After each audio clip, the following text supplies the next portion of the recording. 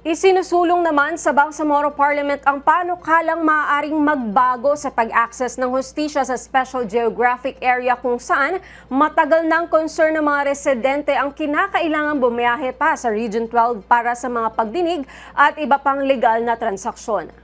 Sa nakatakdang serye ng public hearing ngayong Abril at Mayo, tatalakayin ng Committee on Bangsamoro Justice System ang mahakbang para mas mailapit ang serbisyo ng korte sa mga komunidad, kabilang ang mga posibilidad na magtatag ng mga hukuman sa SGA o kaya'y ilipat ang jurisdiksyon nito sa mas malalapit na korte sa loob ng BARMM. Ayon kay Member of the Parliament Butch Malang, nananatiling malaking hadlang sa mabilis na paghahatid ng hustisya ang distansya ng mga legal na opisina mula sa mga apektadong komunidad, dahilan upang mapilitan ang mga residente sa magastos at mahabang biyahe. Kasabay ng panukala sa korte, nakalatag din sa deliberasyon ang mga hakbang para sa proteksyon ng human rights defenders, pagpapatatag ng community-based dispute resolution system at pagtatatag ng Sharia Judicial Academy na layong palakasin ang kaalaman at kapasidad sa Islamic legal system. Ayon sa komite, ang magiging resulta ng mga konsultasyon ay magsisilbing batayan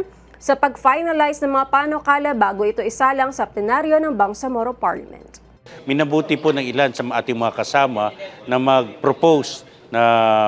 lagyan ng mga korte itong mga bayan natin independent of the courts that were earlier exercising jurisdiction over sa kanila. So ngayon po na pag-usapan po namin na una,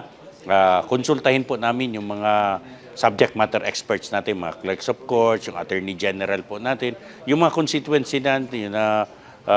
apektado po ng kalagayan ng pagkaroon ng bagong